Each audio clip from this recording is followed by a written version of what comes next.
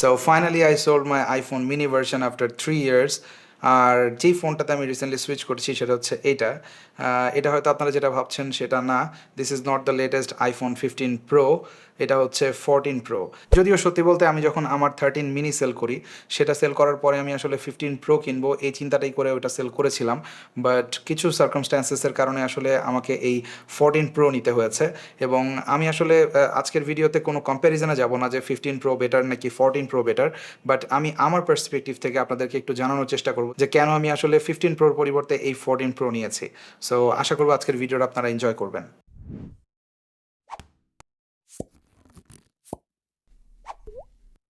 আমাদের আজকের এই ভিডিওটি স্পন্সর করেছে কম্পিউটার মেনিয়া।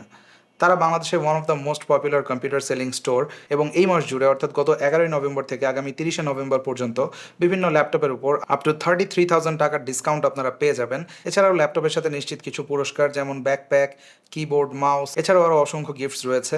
পাশাপাশি আমার ভিউয়ার্স যারা রয়েছে তারা যদি স্ক্রিনে দেখানো এই কোডটা রাতুল 1000 ব্যবহার করে, তাহলে যে কোনো প্রোডাক্টের উপর অ্যাডিশনাল আরও 1000 টাকা তারা ডিসকাউন্ট পেয়ে যাবে। এবং আপনি চাইলে যে এখনই ল্যাপটপ কিনতে হবে ব্যাপারটা এমনও না। আপনি এখন যে কোনো ল্যাপটপ বুকিং করে রাখতে পারবেন এবং পরবর্তীতে যখন আপনি এটা পারচেস করবেন ফুল প্রাইস দিয়ে, তখন আপনি চাইলে কিন্তু এক্স্যাক্ট সেম ডিসকাউন্ট প্রাইসে আপনি পরবর্তীতে ল্যাপটপটা সংগ্রহ করতে পারবেন।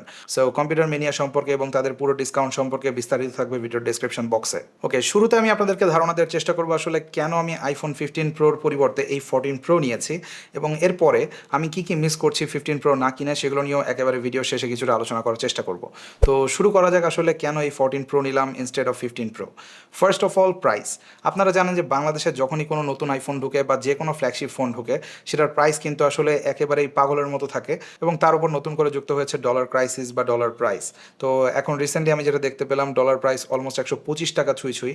তো বুঝতেই পারছেন যে আসলে আইফোন 15 প্রো যেই প্রাইসে গত 1-1.5 মাস আগে পাওয়া যাচ্ছিল মার্কেটে, তার থেকে এখন প্রাইস কিন্তু আরও বেশি। সো এটার প্রাইস খুব অদূর ভবিষ্যতে কমবে এমনটা আমি দেখিনি। এবং আমি একেবারে বেস ভেরিয়েন্ট কিনতে চাচ্ছিলাম আইফোন 15 প্রোর, কারণ আপনারা জানেন যে আমি সবসময় প্রেফার করে থাকি ছোট ফোন। বাট এখানে যেটা প্রবলেম হয়েছে তাহলে একেবারে বেস ভেরিয়েন্টের যে 15 প্রো, সেটার দামও কিন্তু আমি যখন এটা কিনেছি প্রায় 1 মাস বা তার বেশি হবে, তো এই সময় তখনও দেখা যাচ্ছিল যে ওইটার দাম প্রায় 1,50,000 টাকার উপরে ছিল, যেটা আমার কাছে আসলে সত্যি বলতে খুব একটা জাস্টিফাইড প্রাইস বলে মনে হয়নি। স্পেশালি যখন আমি আনঅফিসিয়াল মার্কেটের একটা ফোন কিনছি এবং আমি অফিসিয়াল কোনো সাপোর্ট কিন্তু পাবো না। তার উপর আরেকটা বড় প্রবলেম হচ্ছে কালার চয়েস। আপনারা জানেন যখন আপনি অ্যাপল স্টোর থেকে কোনো ফোন কিনছেন তখন কিন্তু আপনি আপনার পছন্দের যে কালার সেটা চুজ করতে পারছেন। বাট বাংলাদেশে যখন ফোনগুলো ঢুকে, আসলে এগুলো নিয়ে ডিরেক্টলি সেলারদের দোষ দিয়েও লাভ নেই, কারণ যখন তারা থার্ড পার্টি থেকে ফোনগুলো কিনে আনে তখনও তারা আসলে যেই কালারগুলো সব থেকে বেশি মানুষ পছন্দ করে সেগুলো অনেক সময় পায় না, কারণ সেগুলো সোল্ড আউট হয়ে যায়। তো দেখা যায় যে এমন কোনো কালার্স আমরা পাচ্ছি বাংলাদেশে যেটা ব্লু বা ব্ল্যাক, যেটা আমি পার্সোনালি একেবারেই প্রেফার করি না। কেন সেটা নিয়ে একটু পরে আলোচনা করছি।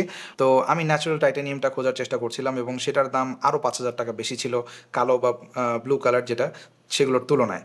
তো এটা আমার কাছে একেবারেই অ্যাবসার্ড মনে হয়েছে প্রাইসিংটা। মানে বাংলাদেশের সিনারিওটা আসলে ডিফারেন্ট, বাট একটা ফোনের জন্য এত টাকা খরচ করা আমার কাছে মনে হয়নি জাস্টিফাইড, স্পেশালি যখন আমি 14 প্রোতে অলমোস্ট 95% অফ দ্য ফ্যাসিলিটিস পাচ্ছি।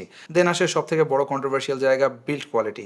আপনারা হয়তো 15 প্রো বা প্রো ম্যাক্সের ইতোমধ্যেই অনেক ড্রপ টেস্ট বা বেন্ড টেস্ট দেখেছেন, এবং অলরেডি আপনারা অনেকেই জানেন যে এগুলোর যে রিয়ার গ্লাস, এটা কিন্তু খুবই ফ্র্যাজাইল। স্পেশালি আপনারা যদি অ্যাপল ট্র্যাকারের এই ভিডিওটা দেখে থাকেন, আমি লিঙ্ক ডিসক্রিপশনে দিয়ে দেবো, তাহলে আপনারা ক্লিয়ারলি বুঝতে পারবেন যে আসলে কোথায় প্রবলেমটা হয়েছে। এবং অ্যাপল এবছর কিন্তু একটা বড় চেঞ্জও করেছে তাদের রিপেয়ারের যে সার্ভিস সেটাতে, স্পেশালি ব্যাক গ্লাসের জন্য। প্রিভিয়াস ইয়ারের যে আইফোনগুলো ছিল লাইক 14 প্রো বা 13 প্রো বা প্রো ম্যাক্স, সেগুলোতে কিন্তু ব্যাক গ্লাস যেটা, এটা রিপেয়ার করতে কস্ট হতো প্রায় $500। তবে 15 প্রো এবং প্রো ম্যাক্সের যে মডেলগুলো রয়েছে এগুলোতে কিন্তু এখন $200 প্লাস মাইনাস ট্যাক্স সহ আপনাকে খরচ করতে হবে। সো সিগনিফিকেন্টলি কম। তো এইটা করতে গিয়ে অ্যাপল যেটা করেছে, নতুন রিডিজাইন করেছে তারা এই ব্যাক গ্লাস প্যানেলটা, এবং এখানে রিএনফোর্সমেন্টের জন্য প্রিভিয়াসলি এই আইফোন 14 প্রোর পেছনে একটা স্টিলের পাত রয়েছে, যেটা কিন্তু আপনারা পাবেন না 15 প্রো ম্যাক্স বা প্রোতে।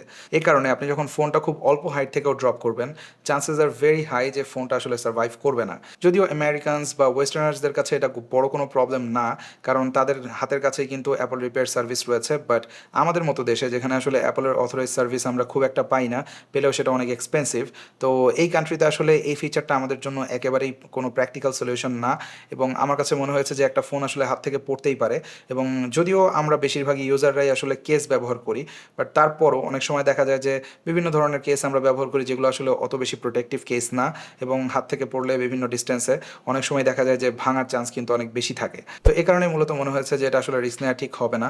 আর আমার 2.5 বছরের একটা মেয়ে রয়েছে, সো ও আমার ফোন প্রায়ই আছাড় মারে, তো এটাও একটা প্রবলেম। দেন নেক্সট যে বিল্ড কোয়ালিটি ইস্যু তা হচ্ছে সাইড বাম্পার।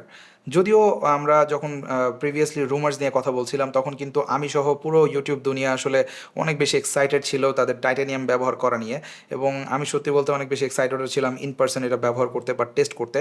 আর যখন আমি এটা টেস্ট করলাম এবং আমার কাছে যে রিভিউ ইউনিটটা ছিল আইফোন 15 প্রো ম্যাক্সের, সেটা ছিল ব্ল্যাক কালারে এবং আপনারা জানেন যে ব্ল্যাক এবং ব্লু এই দুটো কালারে কিন্তু অ্যাপল আলাদা করে কোটিং করেছে টাইটানিয়ামের ন্যাচারাল যেই কালার সেটার উপরে। তো যার কারণে আমার কাছে পার্সোনালি দেখে ইন পার্সন মনে হয়েছে যে এটা একেবারেই খুব একটা প্রিমিয়াম কোনো লুকিং ফোন না, অ্যাটলিস্ট আমি যদি লাস্ট ইয়ারের যে কোনো আইফোনের সাথে কম্পেয়ার করি। যেমনটা আপনারা সাইড বাই সাইড দেখতে পাচ্ছেন, কালো কালারটাতে কিন্তু একেবারে ফিঙ্গারপ্রিন্ট দিয়ে 12টা বেজে যায় আর এটাতে কিন্তু খুব বেশি দিন আপনি ইউজ করলে কালার ডেফিনেটলি উঠে যাবে যতটুকু আমার ধারণা। বাট আপনি যদি সাইড বাই সাইড 14 প্রোর কথা চিন্তা করেন, এটাতে কিন্তু যে স্টেনলেস স্টিল রয়েছে এটা স্টিল মোর প্রিমিয়াম লুকিং এবং এটাকে কিন্তু অ্যাকচুয়ালি প্রো মডেল বলে মনে হচ্ছে। But biggest elephant in the room ছিল এই ফোনটা গরম হয়ে যাওয়া। 15 প্রোতে আমিও দেখেছি যে কিছুটা গরম হচ্ছিল এবং এটা যে শুধুমাত্র সফটওয়্যার ইস্যু এটা শুরুতে অ্যাপল বলার চেষ্টা করেছে এবং থার্ড পার্টি অনেক অ্যাপকে কিন্তু তারা ব্লেম করেছে, যেমন ইনস্টাগ্রাম, ফেসবুক, যেগুলো প্রপারলি অপটিমাইজড না, and it's true to some extent. তবে এখানে হার্ডওয়্যারেরও কিন্তু একটা বড় রোল রয়েছে, কারণ আপনারা জানেন যে লেটেস্ট যেই চিপসেটটা রয়েছে A15 প্রো, এই চিপসেটটাতে কিন্তু রে ট্রেসিংয়ের মতো ম্যাসিভ ফিচার রয়েছে যেটা গেমিংয়ে অনেক বেশি হেল্প করবে। বাট এটা কিন্তু একই সাথে টিডিপি আপ টু 14 ওয়াট টানতে পারে এবং আপনারা যারা টুকটাক পিসি গেমিং সম্পর্কে ধারণা রাখেন বা যে কোনো ধরনের গেমিং ডিভাইস সম্পর্কে ধারণা রাখেন তারা হয়তো জেনে থাকবেন যে ওয়াটেজ যত বেশি হবে ডিভাইসের টেম্পারেচার কিন্তু তত বাড়বে। তো এটা যদি অ্যাপল সফটওয়্যার দিয়ে কন্ট্রোল না করে ডেফিনেটলি আপনারা দেখতে পাবেন যখন খুব বেশি হেভি লোড দিচ্ছেন ফোনে তখন কিন্তু 15 প্রো বা প্রো ম্যাক্স এই ফোনগুলো গরম হবে কিছুটা। এছাড়া টুকটাক কিছু কমপ্লেন আমার ছিল, যেমন রেগুলার যে প্রো মডেল সেটাতে কিন্তু ক্যামেরার যে আপগ্রেড সব থেকে বড়, যেটা 3x থেকে অপটিক্যালি 5x জুম এখন পাচ্ছেন আপনারা, সেটা কিন্তু আমরা 15 প্রোতে পাচ্ছি না, যেটা পেতে আপনাকে ম্যাক্স কিনতে হবে। তাছাড়া স্পিকারের ক্ষেত্রেও দেখেছি যে 15 প্রো ম্যাক্সে কিছুটা আপগ্রেড থাকলেও এটা কিন্তু 15 প্রোতে কোনো রকম আপগ্রেড ছিল না কম্পেয়ার টু 14 প্রো। তো এইসব মিলিয়ে আসলে আমার কাছে মনে হয়েছে বাংলাদেশে বর্তমানে যেই প্রাইসে 14 প্রো পাওয়া যাচ্ছে সেই প্রাইসে এটা much better choice, like almost same camera performance, display exactly similar, এছাড়া ব্যাটারিতে একটু ডিফারেন্স রয়েছে। তো এই জন্য বেসিক্যালি আমি পার্সোনালি 14 প্রো চুজ করেছি ইনস্টেড অফ 15 প্রো। বাট আমি আসলে এই ফোনটাতে গিয়ে কী কী জিনিস মিস করেছি বা যেগুলোতে 15 প্রো এই 14 প্রো থেকে এগিয়ে থাকবে। ওয়েল, প্রথমত টাইপ সি, সব থেকে বড় হেডলাইনিং ফিচার, যেটা আমরা 15 প্রোতে পাচ্ছি এটাতে পাচ্ছি না।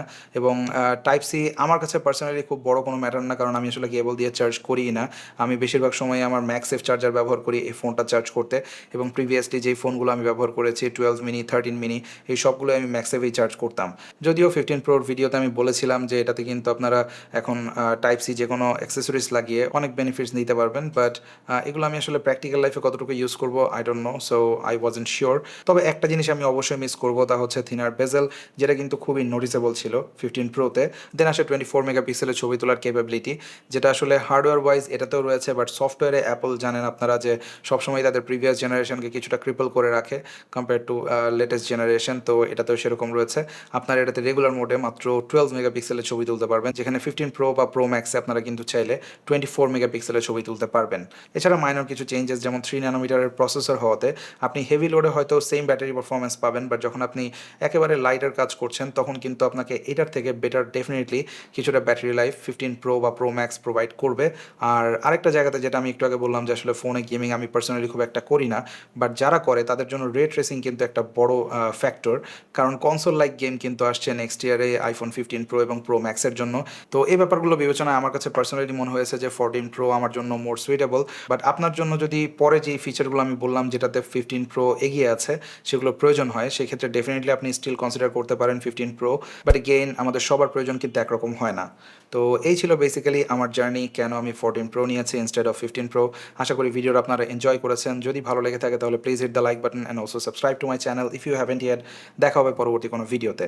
সেই পর্যন্ত সবাই অনেক অনেক ভালো থাকবেন, সুস্থ থাকবেন। আল্লাহ হাফেজ।